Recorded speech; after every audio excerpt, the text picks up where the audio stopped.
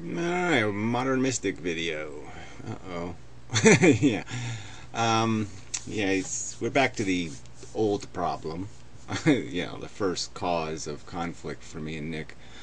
Kind of. And yeah, I'm not going to react the same way I did the first time because I understand Nick's sensitive. I didn't know he was sensitive last time. So, yeah, I'll have to just accept the problem, the conflict, the dissidence. So this is inverted just because there's this inversion, and it's just it's almost a preposterous inversion when you consider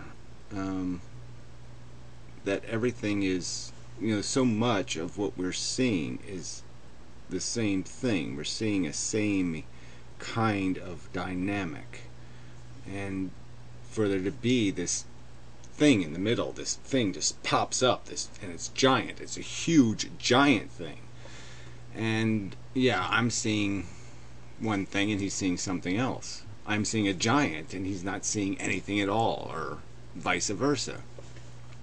And it's just kind of amazing that we're both seeing everything. Yeah, that checks. Blue sky, Tweety bird, tree, everything's checking. And all of a sudden it's like Jolly Green Giant. No, I don't see him. Where is he?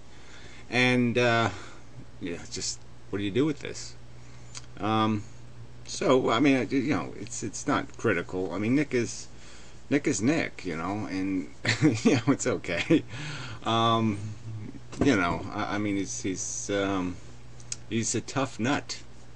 You can take that a lot of different ways, right? Sort of like we'll sling subtle insults at each other in the sense that he talks about me like I'm bad heroin or something. I can't wait for the summer where he can break free. Which is okay, but it's a little bit, but it's all right. I mean, yeah, how do you compete with Fluffy Bunny? But anyway, all right. I'm going to get to the point. I mean, but the point is just it's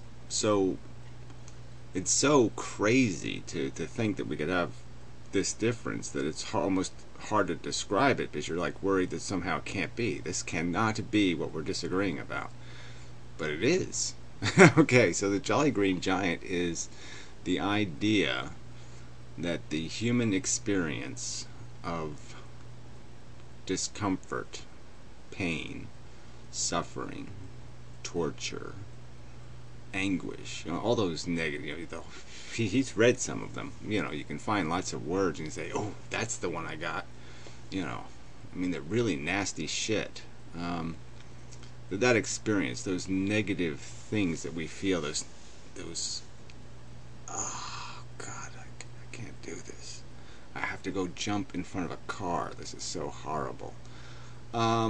Feelings are nothing. Yeah, I just can't, What's nothing is thinking about them. What's nothing is laughing at them is nothing. Nothing is doing anything but not seeing those. Not seeing that. Everything else, the tweeting birds, the trees, the barn, the house, the floor, the ground, the planet, the universe, that's nothing. And the only thing in the room is this sensation thing. This is the only thing that has meaning. This is the only thing that has substance. Because it's outside of this fucking bullshit of flipping dominoes. It's not a flipping domino. It's something else. It's like fucking something else. It's something the fuck else. I mean, it's obviously a phenomenon of some kind. And as soon as you acknowledge its existence, you almost have to put it into reality. I mean, if we can feel it, if we can understand it, I mean, identify it even. If it's identifiable, it's a giant. I mean, if you can see it, it's there. I mean, it doesn't really matter whether it's not there or not if you're seeing it. But that's not a good enough statement.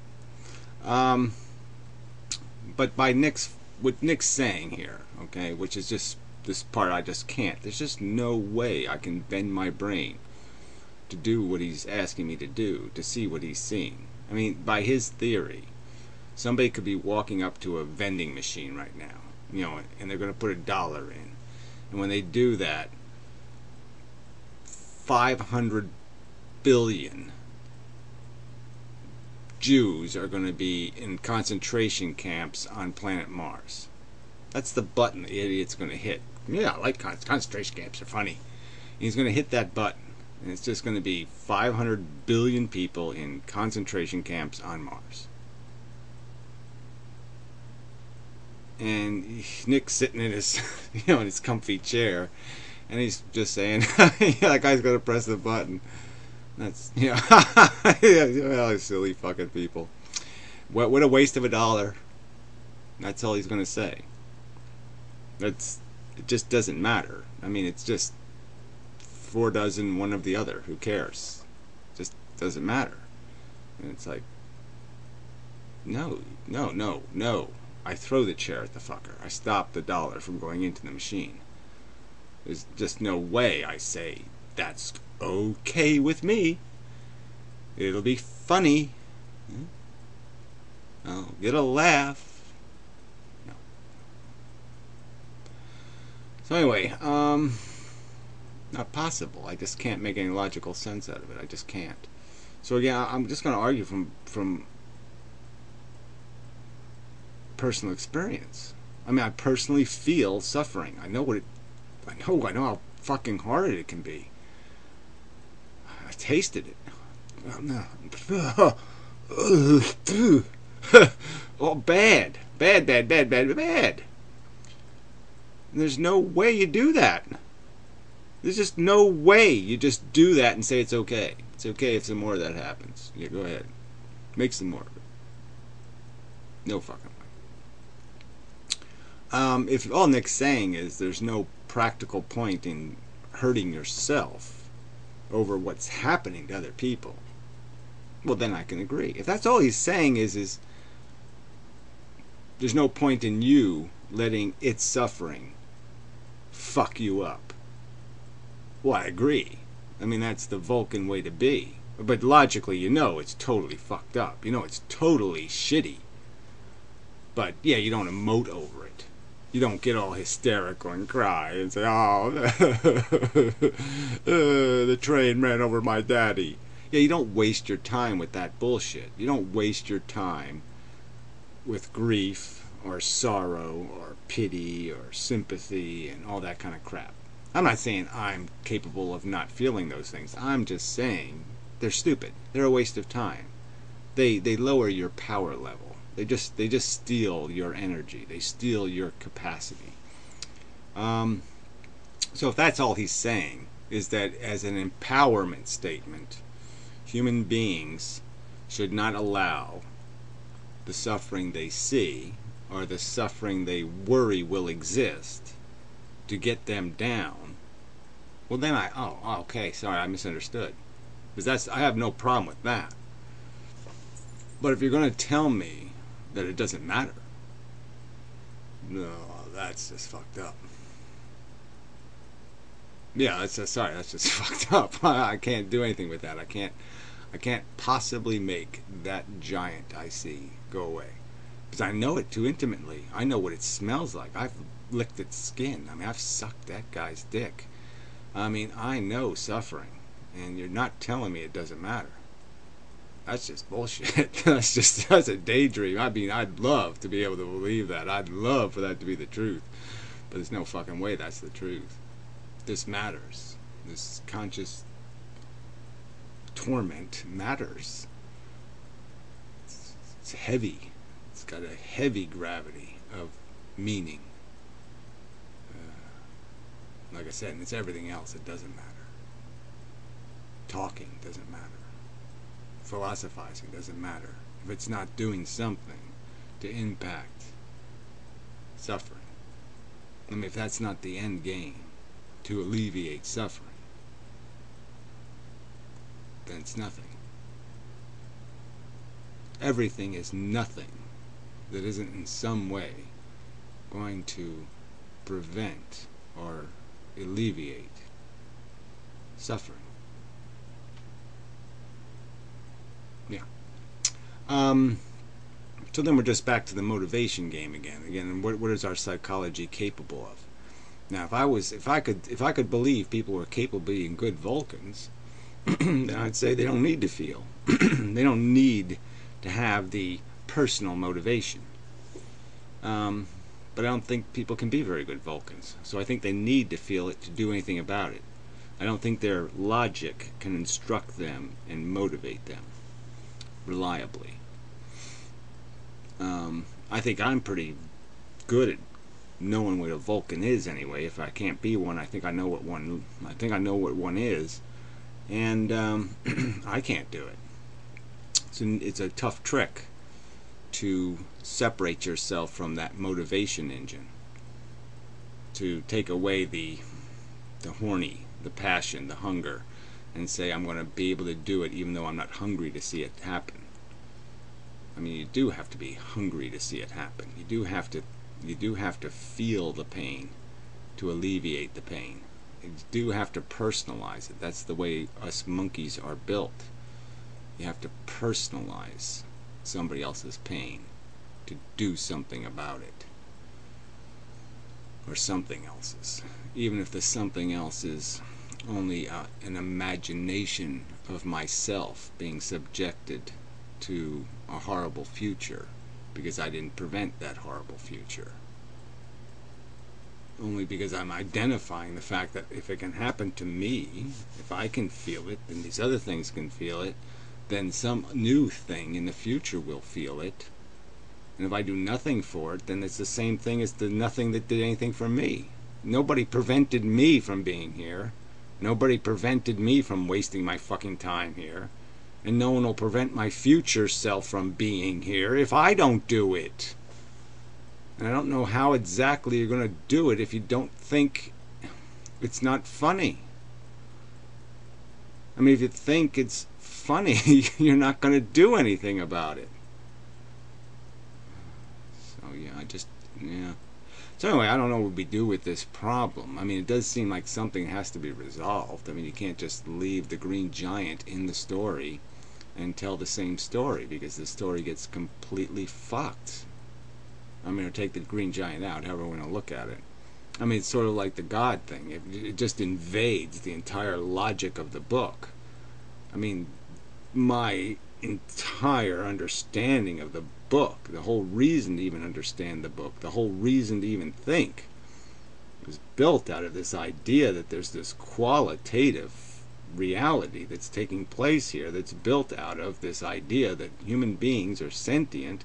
They feel repulsively horrid experience, and they feel joyful experience, and that, you know, I have a theory about the joy being made out of shit, but it doesn't really matter. The horror isn't made out of shit. It's real. It's real nasty shit that happens in the sense of a cognitive thing that takes place in a fucking brain, and I just can't make that go away. So, but that's, I don't know where we go with the impasse. I'm not going to get hysterical.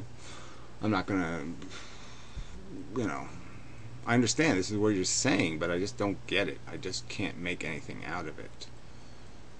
I don't see how, I just don't see how the conclusion has any validity. I mean, I personally experienced it. I know, again, I can't, how can I pull that out of my knowledge base and say that experience is not real?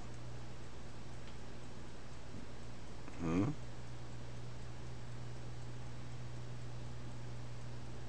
I mean, it consumes my consciousness. It owns it. It's so loud. It's the loudest thing my consciousness hears. Like I said, it's more real than this. It's more real than anything else in my world, is the reality of these feelings. To deny them And just to say that they are synthetic somehow, which they are, I mean, I'll concede that point, that they're not material, that they're a phenomenon of the material arrangement.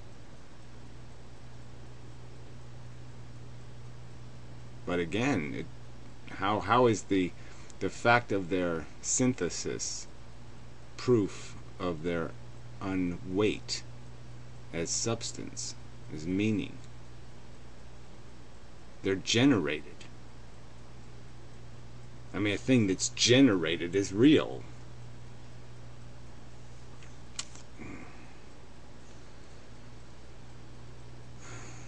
It's like a human interaction is not fundamentally diminished because it goes through this filtering thing, this camera and all this bullshit. It's synthetic now. It's not the real thing anymore, but it's as real as the personal interaction. The substance of the communication is the same. I mean, what other analogy? I mean, there's no way you can analogize it because it does escape the dimensional boundaries. I mean, consciousness is not a dimension. Consciousness is not a place. But to say it's not a thing, no, it's something. And I can't find any excuse. I can't find any rationale. I can't find any logic that automatically says that something that is a manifestation of, a generation of, a phenomenon caused by, that anything like that is automatically irrelevant, not meaningful, contains no value weight. I mean, all value is based on this thing. I mean, there's no value weight outside of this phenomenon. And you're just saying, well, there's no value weight then. And I'm like, okay, but I can't buy that. And I just, you know, like, there's just no way I'm going to buy it. There's no way if I see the guy reaching to put the dollar in the Holocaust machine that I'm not going to stop the fucker. So, I mean, I guess I just have to know that whether or not you're going to stop the fucker. I mean, that'll tell me whether you're just talking about a empowerment of your own psychology by not letting the nasty fuck with you, or whether you're saying the nasty doesn't exist. Because I can't find a rational reason not to accept what my senses are saying, what my consciousness is full of, is a recognition that the nastiness is nasty. It's appropriately called nasty. It's appropriately value weighted, because it's what value is made out of. I can't find anything inside of me that says, chill, no problem. I can't find a logical reason to say that. And I find every other rational reason, just by my own experience, to say, pay attention to your own experience. Your experience is somewhat reliable. Yeah. I mean, the test instruments verify tree is a tree. You've gotten that one right. You got the ground right. You got gravity right. Why the hell didn't you get the sensation thing right? It's important. It's stupid, but it's important. It's unnecessary, but it's important. Its origins are crap, but it's important. That's all I can do with it. Curious. So anyway, I just can't find, like I said, I need some sort of logical reason. Not to know that it's not a ghost, so to speak. That it's even that it's a mirage. I mean, I guess if there was some way you could prove or demonstrate that it was a mirage, that It is just an illusion that doesn't have any meaning. But I mean, illusions always are just made out of nothing. They're not made out of feelings. I mean, there's no metaphor for a feeling mirage. Because if we did have such a metaphor, if we did have such a concept where you had a fake feeling, like when somebody has a feeling in a lost limb, like, you know, a phantom pain, it's still a pain.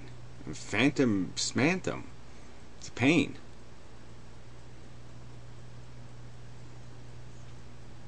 Yeah, that's all I can do with it. All right, enough of the video.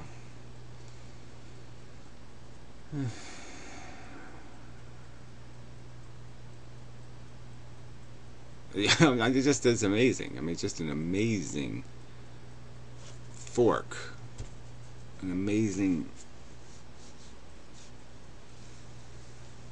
difference in perception that's just so hard to I can't figure out what causes that. What do you know that I don't know? Or what do I know that you don't know? That makes it possible for you to go where you're going and me to go where I'm going.